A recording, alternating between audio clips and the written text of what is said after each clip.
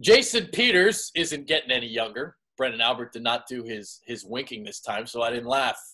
And he didn't screw my intro up. Thank you, Brendan. Well, hey, you're welcome. Yeah, we're on the Connor Williams, tackle from Texas, as we got our tackles going here on our 2018 NFL Draft Film Study. What do you think, Connor Williams? Third Texas player that we have done now. So we've done Malik Jefferson, we've done John Elliott. Now we get our third Texas player. Now, this clip here, all right, let me kind of set the stage here. If you want to look at the worst of Connor Williams, go on and put the Maryland game because the whole game is bad. He gets beat like a drum bad in the Maryland game. Played a little bit in the USC game, then he ended up missing several games. At Texas, it's similar to Alabama. That media circuit is ruthless. And all of a sudden, Connor Williams went from having two not-so-great games from Maryland, USC, missing games, and all of a sudden, now everyone in the media started using the big, nasty S word you don't want to hear with offensive linemen, soft. That's like the black mark of death. Let's just take a peek here, Adrian. There's not much for us to talk about here. This pretty much is Connor Williams letting you know he's not soft. Yeah, not soft at all. This is called making a statement. Check this out. See, what I love about this is the extracurricular activity after the play. So he's already got the defender pancake. He's got the defensive end on the ground. And as we'll see on this other angle here, he's just giving him the business. Oh, yeah. Connor Williams is so excited that not only he gets one pancake, he was like, you know what? I like my pancakes double stacked. Let me go ahead and get a little extra. Let me get a little extra here and let you know what I just did to you. That's nasty. That's what you want from your offensive linemen. Your offensive linemen, you want them nasty SOBs.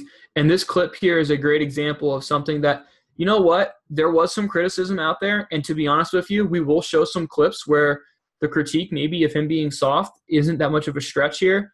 But I don't think there's a question that this clip was the first quarter of the West Virginia game, a game that he just came back from. He pretty much probably said, you know what? If I get a 15-yard penalty, I'm cool with it, but I'm not going to let these West Virginia punks think I'm soft off the jump. Yeah. And, you mentioned the Maryland game. Draft Breakdown only had 3 games available. So it was USC, Maryland, and West Virginia. And the Maryland tape does look atrocious. But, all right, we're going to see this right here. So he gets his hands immediately on the defensive end, gets him up there, holds his anchor. That's good pass protection right there. Big time here. What you're going to see here is hand placement is perfect. It's right in that pecs area. He's doing a great job of staying square, making sure that his hands and his elbows never overextend. They're always straight vertical angles to his point. Great physical hands here. This defensive end has no chance to get off this. This is just picture perfect. Good bend in the knees. Everything from his ankles all the way up to his hands is picture perfect here. Yep, gets those hands underneath. So really, really good job by Connor Williams. So this was one of the few good things against USC too. So not a lot against USC as well. Not a ton. Yeah. All right. Next thing we're going to see. All right. As this receiver goes like 80 yards down the field, bull rush. So he does a good job against the bull rush. We talked about the Maryland game. Well, this was one of the few times that he was able to do what he needed to do. That. Yeah. I mean, I guess like Adrian said, Maryland game, if you guys watch that, you will probably hate Connor Williams. I mean, to be completely honest with you, it was that bad of a game. Yeah. But in this clip here, it does a good job of dropping anchor, not giving up too much depth. The one thing I would like to see him do is I'd like him to see him fire his hands a little bit quicker. We see here his helmet gets a little engaged too quick. I'd rather avoid that if possible and get your hands out first. But overall, it's still a nice job here defending the bull rush. No, it's not perfect, but still a damn good job. Yeah. One of the things on the scouting reports that I've seen on Connor Williams, they think he lacks a little bit of power. And I don't know about that per se, but what I will say in this next clip is he shows plenty of power when he washes his defender right down the line. I think that's fair, Adrian. Down blocks are one of those things that you should be doing this. So to me, I don't give a ton of credit for this, but it is a nice job here, Adrian, of seeing exactly his hip flexibility, being able to swing like a door and then wash the defender downhill. Certainly does a great job of it here. You can see 5'5", all of a sudden making that defensive player just completely disappear. Shows great hip flexibility and ability to turn, punch, and wash. So, yeah, Adrian, you're definitely right. It does show good power there. Yep. All right, next thing we're going to see, some quick steps to get to the second level, locate the linebacker, and take him out of the play. Yeah. Now, Connor Williams here, we're going to see him moving in space. This is something Philadelphia Eagles fans, we know you guys do a lot. A lot of screenplays, things like that. Moving in space here, good, not great. Now, he does a nice job of his long arms, making sure that he gets his hands on him first and gets a couple extra shoves towards the end of the whistle there. Yeah. So we'll see it one more time here. Locates, gets his hands, and he's just driving him. Yep. Steering him where he wants to go. I would say maybe his upper body overextends a little bit too much. Probably needs to bring his feet a little bit, but his feet get engaged right away through contact, so he's able to still be active either way. All right, we're going to get into some of the bad of this Maryland game.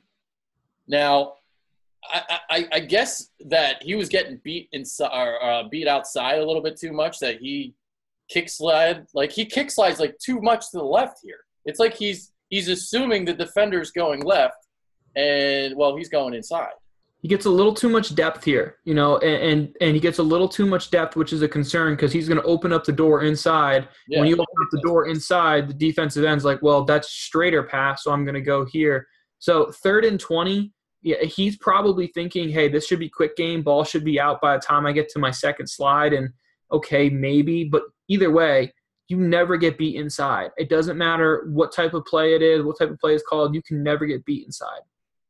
I mean, I watched this play initially. I'm like, he's literally assuming what the defender's going to do before he does it. And the thing is, if it's quick game, you probably tighten down your split. And if you remember, like last year, I think Lane Johnson hit Von Miller in the back of the head and got that sweet spin move. Yeah, it's kind of a similar thought process. What you want to do here, you want to kick slide tight, make him run around you, and then kick him out wide so that he never is able to close in on a 3-step drop. Inside, though, you can never let that happen. So I kind of talked about, assuming that he was going outside shoulder. Well, we're going to see it on this next play where he does get beaten outside shoulder, not able to stay square. What's going on here? I mean, look at it. All of a sudden, we're losing everything outside. I mean, there's no way that we're able to be successful if our shoulders are turned this way. You're essentially saying, I'm going to have to defeat a speed rush, outside rush at this point with just my left hand. Doesn't do a good job of his feet. His feet get a little slow. All of a sudden, it forces him to turn. Now you're in no man's land as a tackle. Your best case scenario is you're hoping the ball gets away. Second best case scenario is you get called for a holding. After that, you're looking at fumbles and sack situations. So not a good job here of keeping his feet squared. All right, well, the next thing we're going to talk about, we talked about that word soft. So we're going to get into it. Is he a little soft? This next clip might show that a little bit. This is not a great look here because as we're going to kind of see here, I mean, look, he's blocking down. He's got a backer here. He's cool. He's like, all right, we're done. We're done. All right, I'm good. Hey, ball ran past me. I'm cool. We just did Will Hernandez, right? So if you guys haven't watched Will Hernandez, go watch Will Hernandez's tape. The ball's like 30 yards downfield, and Will Hernandez is still looking to punish defensive players. Connor Williams here, he's like, ball's gone. This guy's not going to make a play. I'm good. I mean, I don't have a problem with it because is this defensive player going to, make a play on the ball? No, he's not. But if you're looking for a tough SOB, which is what you want in offensive linemen, the soft world is a pretty negative thing, and that can really hurt you in the draft process. Yeah, so I'm guessing he likes that super soft vanilla ice cream. I'm guessing he gets the waffle cone. I see him more as a yogurt type of guy. Ooh. Possibility. See, I'm not into the yogurt. Not into the frozen yogurt. I'm into the peanut butter ripple. Give me the straight hard ice cream, not soft ice cream. Put it in a dish. Give me peanuts. Give me peanut butter topping. Peanut butter ripple, baby. I'm with you. I like all of that. Cookie dough is probably my go-to. I'm also a mint chip guy. I know a lot of people aren't mint chip. I'm a mint chip person, but we digress. Yeah. Next clip. All right. So he gets beaten across the face, beaten inside. What are you seeing? Not Pad level is dog shit here. Yeah. Just absolute poo-poo. You see him get so tall, and that's eventually going to allow the defensive end to rip underneath. No, he doesn't get home, the defensive end that is, but he's able to get enough leverage to force Connor Williams back. Big 12, not known for a lot of pass rushers. And if you're letting a guy from West Virginia kind of get underneath your pads, it's not a great look. No, it's not. Who would have thought we'd get into an ice cream discussion when talking about offensive tackles? Big boys, a lot of food conversations. I can see it. Okay, all right. Well, I am not with you on the mint chocolate chip. I'm not a fan. That's fair. That's fair. Totally fair. All right, so it seems like a lot of publications have Connor Williams being like that second or third tackle taken behind McGlinchey. Do you see him being taken there? Yes. It's not a great class. It's not. That's like almost the best as it gets, and I wasn't really that impressed. Right. Now, McGlinchey, Adrian, do you see him as a right tackle as well, like most people are? Yeah. Okay. So I agree with you. So I think he's a right tackle as well. I think Connor Williams has the more finesse ability to play left tackle. There also are some teams who talked about moving him inside to guard. I wouldn't love that, only because he's athletic, certainly, but if I'm worried about his toughness, I don't want soft guards. I'd rather have soft tackles than soft guards, because guards, action's on you quick. Now, here's the reason he's going to be a first-round pick. He's better than both tackles that went in the first round last year. That's the truth of it. Last year's tackle class was very poor as well, and there still was first-round tackles. The demand for left tackle is very, very high. I think Connor Williams ends up going 20 to 32. I'm not a huge fan of his, but he plays a position of high value. You look around, there's not a lot of great tackle prospects right now. I get why he's a tackle, but a high draft pick tackle, but I would take McGlinchey significantly higher than him. But honestly, Adrian, if you ask me, would I rather have Connor Williams or Will Hernandez or Isaiah Wynn? Give me Will Hernandez and Isaiah Wynn all day long, because I think those guys are all pros. Well, I think Connor Williams, maybe he's a Pro Bowler one day, but I'm not seeing anything more than that. And that's why I asked you in our Will Hernandez show, when it comes to the guards and tackles, I get it. Yes, guards are not, seen as these highly valued. Guards aren't highly valued as tackles are, obviously. Tackle is like one of the most highly valued positions you can get. Guard is like bottom of the totem pole. So that's why I asked you, all right, well, maybe those guards get drafted a little bit higher than you think because the tackle prospects aren't that great. I think that's fair. I mean, look at it last year. Last year, there were 2 tackles drafted in the first round. I think this is going to be the same situation too. Maybe Colton Miller sneaks into the end of the first round. So I think that's a similar situation. For right, wrong, or indifferent, the NFL overvalues tackles, undervalues guards. I'm kind of the opposite.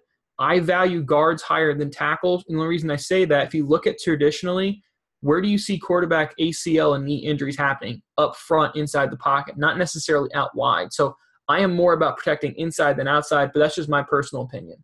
And here's what I'll say too to that. Look at how many great defensive tackles there are in the league right now. Yep. Like Cox, you got Geno Atkins. Ndamukong Suh isn't really that great anymore. Aaron Donald. You can go on and on and on. There's so many threats that rush inside. Quan Short. You can keep going. Yeah. The argument the NFL would make, and I understand it, is in theory, as a guard, you always have center help. And typically your backs are taught scan inside, outside for protection. So typically inside you have a center, a guard, and a running back. Versus tackles are typically a little more on the island. I hear all of that.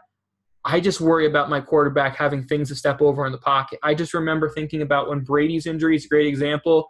That's, when Bernard Pollard rolled up on his knee, it was right up the middle. And that's a great way for a quarterback to lose his ACL, because his planning is right behind the center. So to me, Adrian, I just care about guards a little more than most people. There you go. All right, that's Brendan Albert. I'm Adrian Fedke. The chances of using a bad pun with Colton Miller next, very, very high. Very, very high. Miller high life, Miller time. I can go a bunch of different ways. We'll see what kind of corny shit I come up with on our next episode of 2018 NFL Draft Film Room. Brendan Albert, I'm Adrian Fedke. Peace. Appreciate it.